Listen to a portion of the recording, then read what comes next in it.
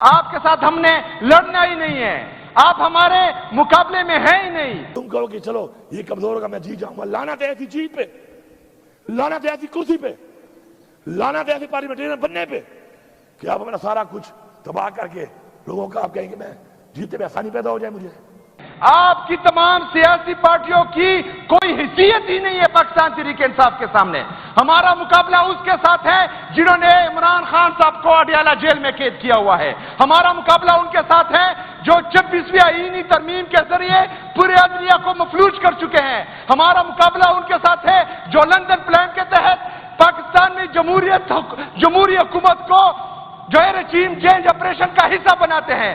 ہمارا مقابلہ ان سے ہے جو لندن پلان کے تحت یہاں پر پاکستان میں ایک دفعہ پھر دہشت گردی لاتے ہیں، ایک دفعہ پھر پختونوں کے سر کا سودا کرتے ہیں۔ تمہاری کرسی کا کوئی فائدہ نہیں ہے اگر تمہاری سوچ ہی ہے کہ تمہارے لوگوں پہ ظلم ہو، ان کے گھروں میں چھاپے لگے، ان کی ماں بہنوں کی حصوں کے اوپر چادر چاردیواری پامال کی جائے۔ السلام علیکم ناظرین کرام، آپ کو مکمل ویڈیو دکھاتے ہیں۔ سابق وزیراعلیٰ علی امین گنڈاپور نے پارٹی کے خلاف ایک اور پنڈورا باکس کھول دیا ہے۔ پوری تحریک انصاف کی قیادت اور سوشل تحریک انصاف کے کارکنان نے علی امین گنڈاپور کو آڑے ہاتھوں لے لیا۔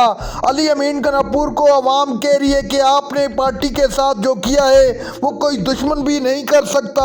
علی امین گنڈاپور نے پارٹی پر جو الزامات لگائے ہیں، پوری پارٹی اس وقت سیخ پا ہے۔ آپ یہ ویڈیو دیکھیے پھر اس پر بات کرتے ہیں۔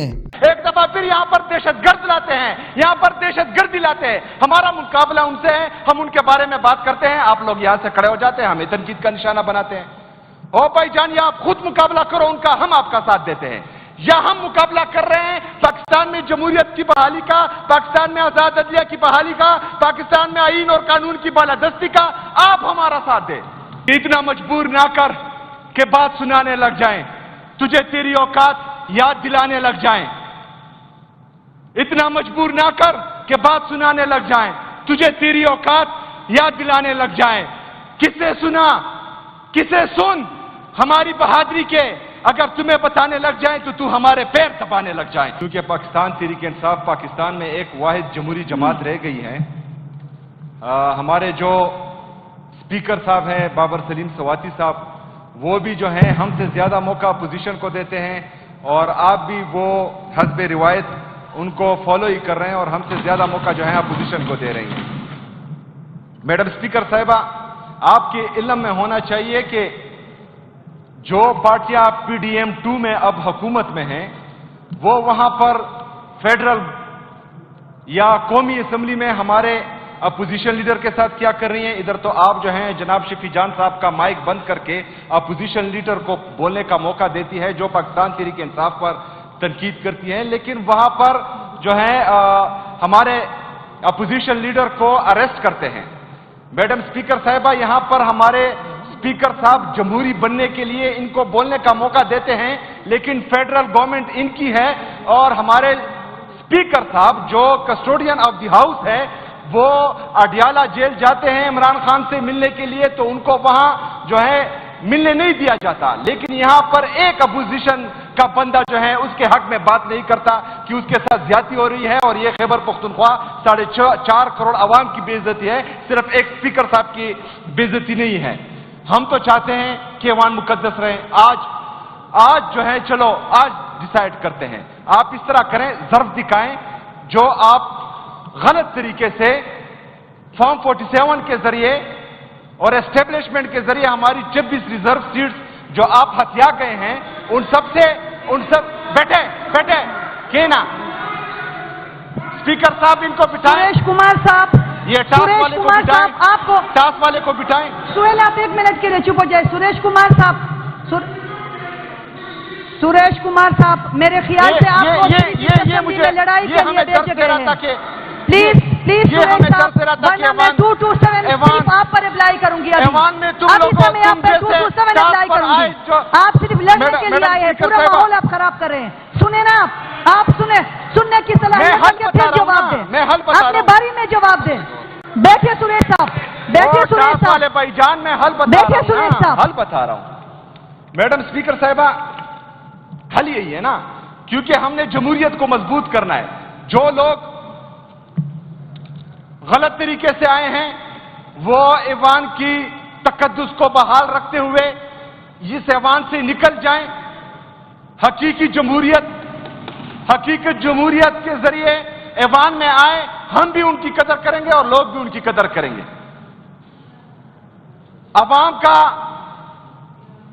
یہ اعتبار ہے ان پہ کہ یہ جو بولتے ہیں, یہ جو کرتے ہیں, یہ جو کہتے ہیں, نہ عوام ان کو سنتی ہے, نہ دیکھتی ہے, نہ ان کو ووٹ دیتی ہے.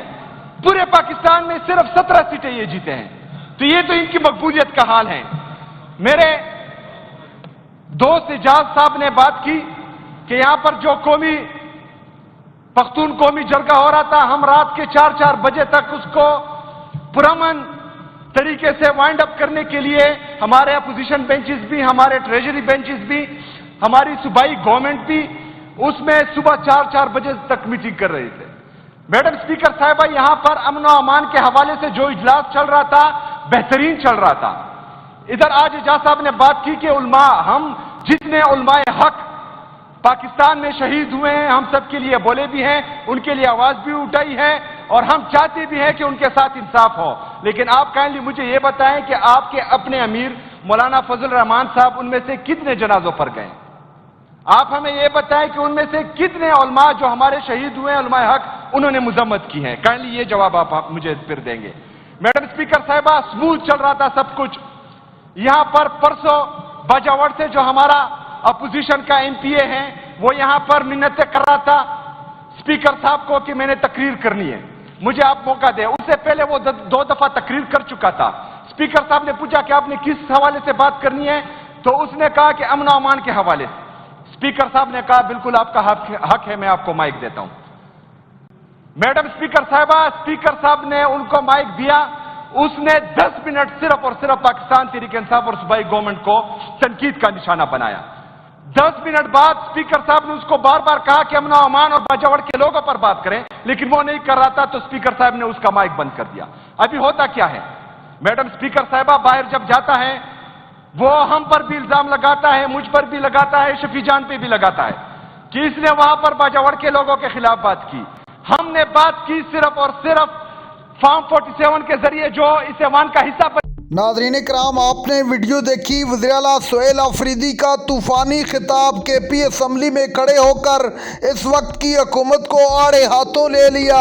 وزیر اعلیٰ سہیل آفریدی نے کہا کہ ہماری لڑائی آپ کے ساتھ ہے ہی نہیں, آپ کی اور آپ کی حکومت کی کوئی اوقات ہی نہیں ہے کہ ہم آپ سے بات کر سکیں, چونکہ آپ کے پاس اختیارات نہیں ہیں. جس کے پاس اختیار نہ ہو اس سے بات کرنے کا کوئی فائدہ نہیں ہوتا.